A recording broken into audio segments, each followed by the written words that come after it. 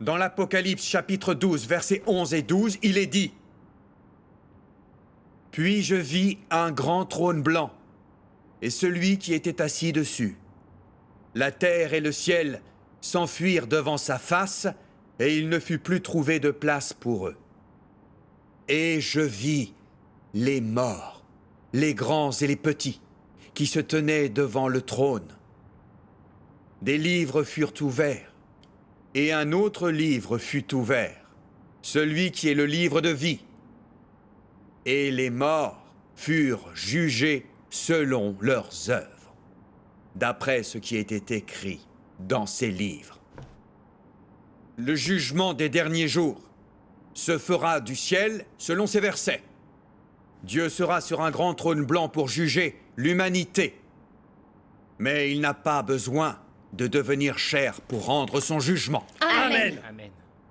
Ce que vous racontez est contraire à ce qui est annoncé dans la Bible. Bien sûr. Oui. C'est vrai. Dieu nous jugera des cieux sans devenir chair. Amen. Oui, pourquoi vont-ils contre la Bible? Oui. Le pasteur Chen a raison. Il s'oppose aux prophéties de la Bible. Le pasteur Chen a raison. Mais ce qu'ils disent Regardez, est raisonnable. regardez Mais ce écoutons passage-là. d'abord ce qu'ils ont d'autre à dire.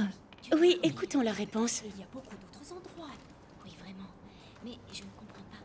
Mais moi non plus, je devrais relire ce passage. On devrait prendre plus de temps pour y. Et d'ailleurs, dans ce passage, il est clairement expliqué qu'il dit la vérité. Mais oui, tu as complètement raison. Peut-être que nous devrions proposer une relecture de ce texte. Oui, je suis vraiment d'accord. Nous avons tous nos propres conceptions sur la façon dont il accomplira son jugement.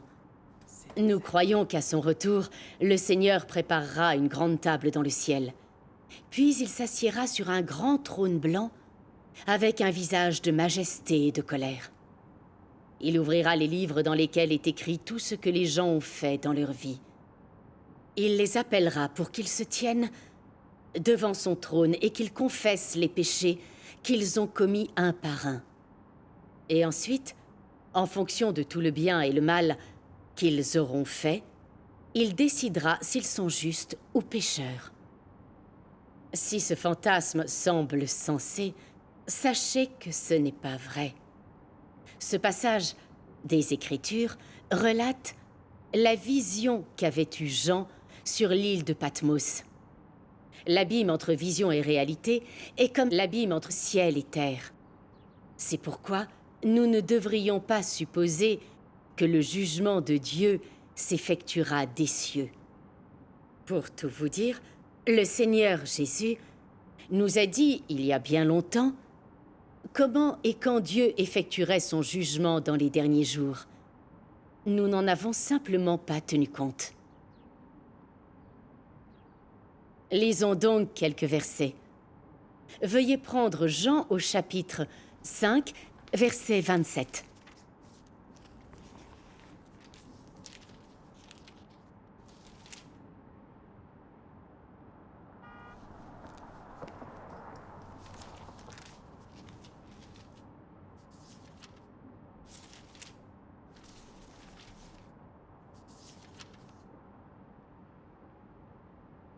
Et il lui a donné le pouvoir de juger parce qu'il est fils de l'homme.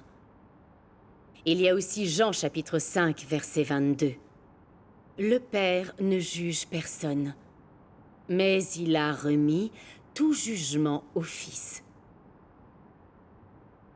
Ces versets annoncent directement que le Christ incarné viendra personnellement parmi les hommes et effectuera le jugement. En particulier, les mots « fils » et « fils de l'homme » font assurément référence au Christ dans la chair et non à l'esprit, parce qu'on ne peut pas faire référence à l'esprit en tant que fils ou fils de l'homme. Il n'y a qu'à Dieu incarné qu'on peut faire référence de cette façon. Dieu devenant chair en tant que fils de l'homme, c'est le Christ. Ça ne fait aucun doute. Alors, nous pouvons voir que l'œuvre de jugement de Dieu dans les derniers jours sera effectuée par le Christ dans la chair, et non pas par l'Esprit. Si cette œuvre était effectuée par l'Esprit, les résultats du jugement, de la purification et du salut de l'humanité ne pourraient pas être accomplis. Vous déformez la Bible. Ces versets font référence au Seigneur Jésus. Fils, Mais nous pouvons tout de même y penser. Car fils de l'homme. la vérité. Je crois qu'il faut relire. Relisons encore quelques extraits. L'incarnation? De ses écrits. Les Écritures parlent du Fils. Du Fils de l'homme. Le Père a passé le jugement au Fils. On dirait que ça désigne l'incarnation. Pour cette question, lisons Jean chapitre 12, versets 47 et 48. Si quelqu'un entend mes paroles et ne les garde point, ce n'est pas moi qui le juge. Car je suis venu non pour juger le monde, mais pour sauver le monde. Celui qui me rejette et qui ne reçoit pas mes paroles a son juge. La parole que j'ai annoncée, c'est elle qui le jugera au dernier jour. Dans ce texte, le Seigneur Jésus disait aux gens qu'avec sa venue, il ne ferait pas le jugement, que l'œuvre du jugement serait au dernier jour. Quand Jésus reviendra, il accomplira le jugement par les paroles. Puis le Père passera son œuvre au Fils. En parlant de Fils, cela fait clairement référence à l'œuvre effectuée dans la chair. Lisons davantage des paroles de Dieu Tout-Puissant. Le jugement dans les mots précédemment prononcés, le jugement commencera par la maison de Dieu, se réfère au jugement que Dieu porte aujourd'hui sur ceux qui viennent devant son trône dans les derniers jours.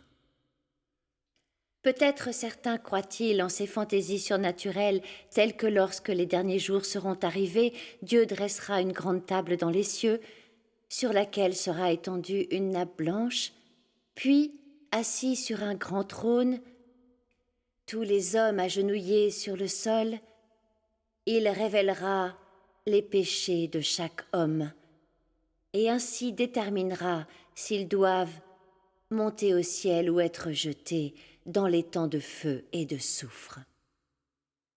Peu importe les fantaisies de l'homme, l'essence de l'œuvre de Dieu ne peut pas être altérée.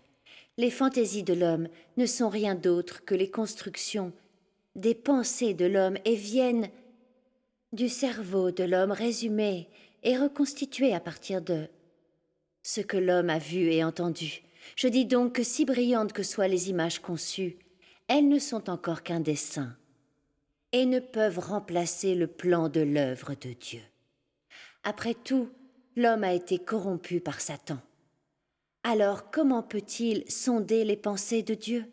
Le travail et la parole de Dieu incarné, dont l'homme est le témoin, sont l'œuvre du jugement devant le grand trône blanc pendant les derniers jours, ce qui a été conçu par l'homme dans le passé. Le travail qui se fait actuellement par le Dieu incarné est exactement le jugement devant le grand trône blanc. Le Dieu incarné d'aujourd'hui est le Dieu qui juge l'ensemble de l'humanité durant les derniers jours. Oui, c'est ce que nous pensions. Dans les derniers jours, Dieu jugera les hommes à sa table aux cieux. C'est ça. Toutes Bien ces sûr. années, nous nous sommes fiés à nos conceptions et avons attendu son retour. On a attendu que, dans les derniers jours, Dieu prenne un corps spirituel dans les cieux et que, de son grand trône dans le ciel, il vienne nous juger.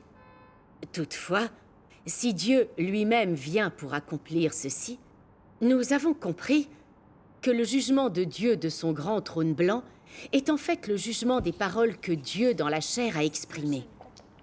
Aujourd'hui, Dieu incarné est le Dieu qui juge l'humanité dans les derniers jours.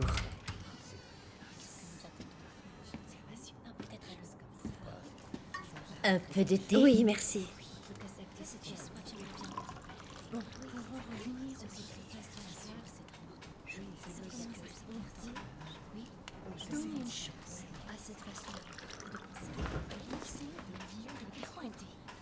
Je suis d'accord avec vous. Ça commence à me paraître un peu bizarre.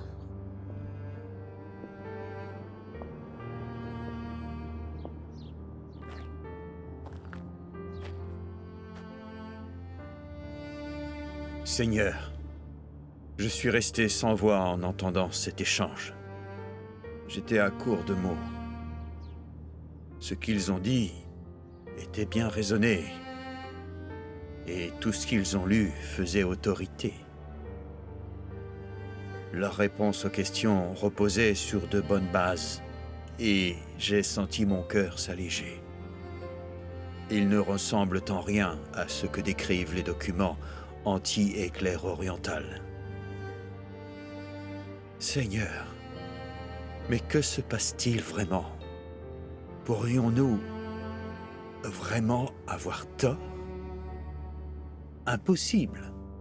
Il paraît que les fidèles de l'éclair oriental sont de beaux parleurs. Je ne peux pas être trompé par leur présentation extérieure. Pourtant, ce qu'ils ont partagé est clair. Leurs paroles éclairent un chemin. Ça, on ne peut pas le nier. Seigneur, mon bienveillant Rédempteur, tu es la lampe à mes pieds et tu es la lumière de mon chemin. Je te supplie de guider mes pas sur cette route. Si tu es vraiment revenu dans la chair pour accomplir ton œuvre, et que Dieu Tout-Puissant est ton retour, Seigneur, je te supplie d'éclairer et de guider ton enfant pour que je puisse comprendre. J'accepterai et j'obéirai. Si ce n'est pas vrai, je t'en prie, protège-moi de cette tromperie.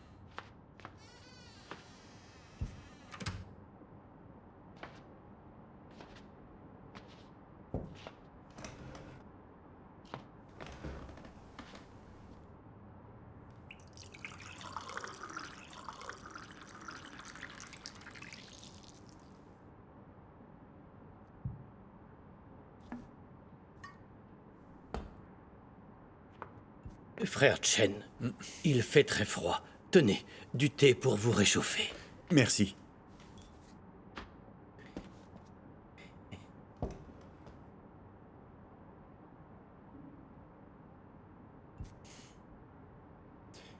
Je crois que ça ira pour aujourd'hui. Il n'y a plus rien à débattre. Frère Cao, le Seigneur nous a donné cette occasion, ce qui est rare. Si quelqu'un a des questions, qu'il parle librement. La venue du Seigneur est importante. Nous devons traiter ça sérieusement. Si nous ne le comprenons pas, il sera facile de lui résister. Tout à fait, c'est vrai. Lisons d'autres paroles de Dieu Tout-Puissant. Celui qui est jugé est l'homme, l'homme qui est de chair, et a été corrompu. Ce n'est pas l'esprit de Satan qui est jugé directement. L'œuvre de jugement n'est donc pas effectuée dans le monde spirituel, mais parmi les hommes, pour juger la corruption de la chair de l'homme. Personne n'est plus approprié que Dieu dans la chair, et personne n'est plus qualifié que Dieu dans la chair. Si le jugement était effectué directement par l'Esprit de Dieu, alors il n'engloberait pas tout. De plus, il serait difficile pour l'homme d'accepter, car l'esprit est incapable de se tenir face à face devant l'homme, et à cause de cela, les effets ne pourraient pas être immédiats. Et l'homme serait encore moins capable de voir plus clairement le tempérament de Dieu, tempérament qui ne peut pas être offensé. Si l'esprit faisait cette œuvre directement, il ne pourrait pas juger toute la désobéissance de l'homme. et ne pourrait pas exposer toute l'injustice de l'homme, car l'œuvre de jugement est également effectuée par les conceptions que l'homme a de Dieu. Et l'homme n'a jamais eu de conception de l'esprit. Ainsi, l'esprit est incapable d'exposer plus clairement l'injustice de l'homme, et encore moins d'exposer complètement cette injustice. Le Dieu incarné est l'ennemi de tous ceux qui ne le connaissent pas. En jugeant les conceptions et l'opposition de l'homme, il révèle toute la désobéissance de l'humanité. Les effets de son œuvre dans la chair sont plus apparents que ceux de l'œuvre de l'esprit. Ainsi donc, le jugement de l'humanité tout entière n'est pas effectué directement par l'esprit, mais est l'œuvre de Dieu incarné. Si l'esprit de Dieu parlait directement aux hommes, ils se soumettraient tous à la voix tombant, sans parole, de révélation. Tout comme Paul est tombé au sol devant la lumière sur le chemin de Damas.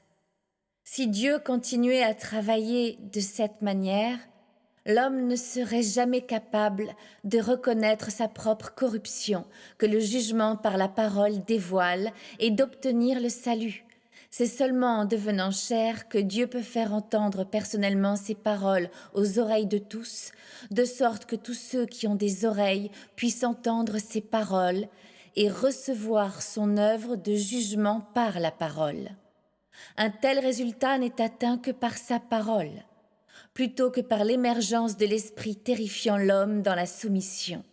C'est seulement par l'œuvre concrète et extraordinaire que le vieux tempérament de l'homme, caché profondément en lui pendant de nombreuses années, peut être pleinement révélé, de sorte que l'homme puisse le reconnaître et le faire changer. Cela est l'œuvre concrète de Dieu incarné. Il parle et exécute le jugement d'une manière pratique pour atteindre les résultats du jugement de l'homme par la parole. Telle est l'autorité de Dieu incarné et la signification de l'incarnation de Dieu. On n'avait jamais rien entendu de pareil avant. C'est vrai. Un humain ne pourrait jamais le dire. Oui, on a cru au Seigneur des années. On n'avait jamais rien entendu de tel. C'est très clair. C'est si bien expliqué. Ces paroles sont raisonnables et très concrètes. C'est vrai? Je sens que mon cœur est plus éclairé. Mais c'est absurde! Peu importe ce qu'ils disent, on ne peut pas les croire. Bien sûr, il faut suivre le chemin du Seigneur. Ce qu'elles ont lu sont vraiment des paroles qu'aucun homme ne pourrait prononcer. Est-il possible que ce soit vraiment l'œuvre de Dieu? Mais...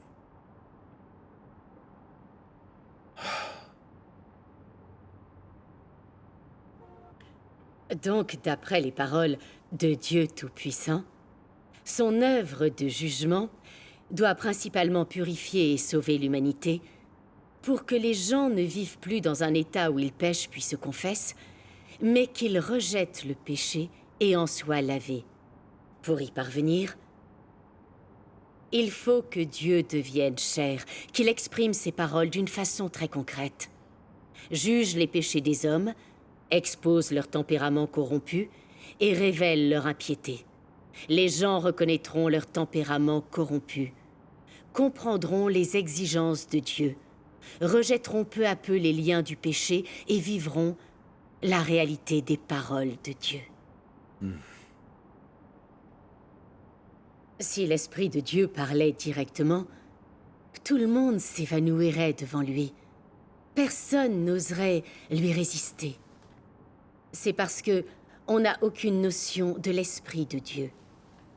Mais quand Dieu devient chair et exécute son jugement, les vraies notions des gens, leur conception, leur résistance et leur rébellion contre Dieu sont complètement dévoilées.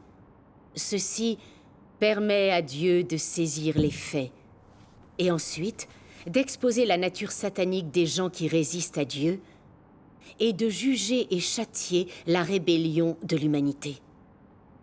En étant comparé aux paroles de Dieu et dévoilé par les faits, l'homme sera forcé de tomber devant lui et d'accepter son jugement et sa purification.